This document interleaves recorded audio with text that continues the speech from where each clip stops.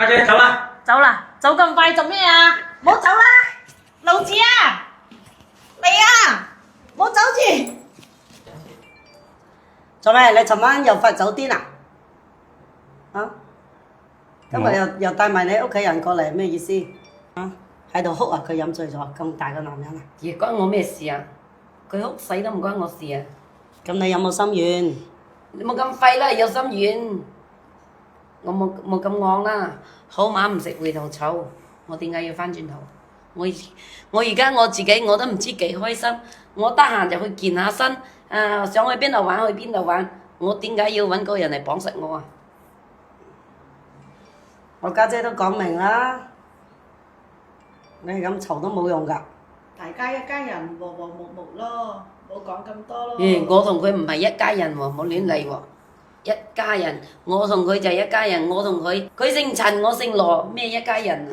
冇可能係一家人。曾經都係夫妻一場，曾經，我哋作為屋企人嚟講，都係望你哋好㗎。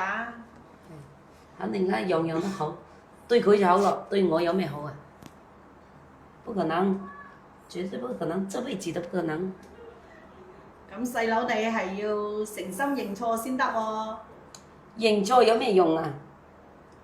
過咗去啦，話我打你一掌，我再俾一粒糖你，你接受嘛？我而家又唔係小朋友，我而家都係中年人啦，仲講呢啲咩？家姐依家冇可能噶啦，同佢。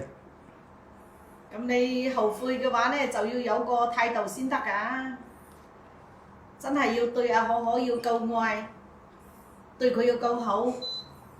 愛我有咩用？我而家我唔愛佢嘅。女人需要嘅就係關心關懷。你氹都冇用㗎啦，已經過咗去啦，翻唔到㗎啦。曾經家姐咁好，你又唔珍惜，依家你都過咗成10年啦，你翻嚟有咩用啊？我家姐依家有自己嘅生活啦，又過得好，係咪？又自己又獨立。咁確實之前係佢唔啱。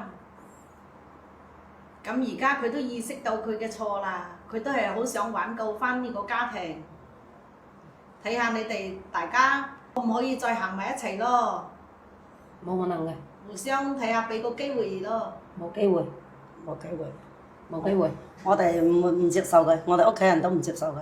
咁佢而家咧就又想喺你哋呢度上班啦。上咩班啊？冇煩冇亂我得啦，叫佢跟你可以喺度咋，冇跟我喎。跟我上班好辛苦喎，乜都要做嘅喎。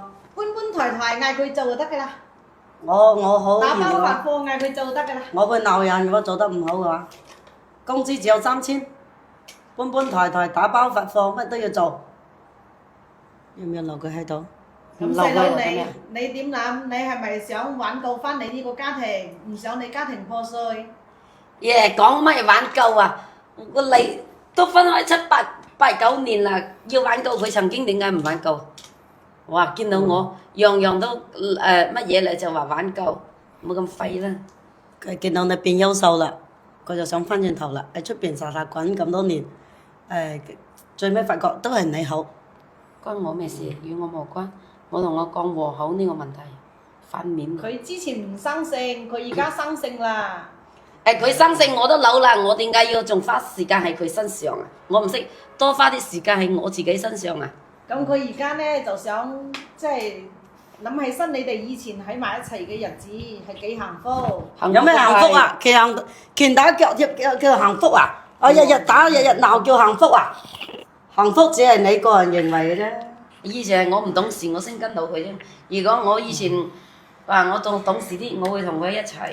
都話啦，以前佢一無所有，你都嫁俾佢，佢結果人哋唔珍惜你，依家你好啦，人哋翻嚟黐你，頭腦發熱。咁樣，如果你確實要留喺呢度咧，你冇影響我哋工作。如果你係想留喺呢度做嘢嘅，你就按住正常程序入職。但係咧，我哋呢度好辛苦㗎，晚晚要捱夜捱通宵㗎，搬搬抬抬打包發貨乜都要做㗎，而且我會鬧人嘅，你自己考慮清楚，留佢喺度做嘢咯。咁細佬你就用你自己嘅行動打動翻可可咯。你既然又想挽留翻你呢個家庭，冇用啊！依家啲小朋友都大啦，有咩好講嘅啫？我家姐依家嘅日日都唔相信呢啲嘢啦，自己獨立唔知幾好哦。走啦走啦，識得珍惜。你哋翻去啦。邊個冇後生過啊？佢後生就得喎，後生就係、阿姐走啦。走啦，走咁快做咩啊？唔好走啦，老子啊，嚟啊，唔好走住。就係咁嘅臭脾氣，永遠都冇俾機會嘅。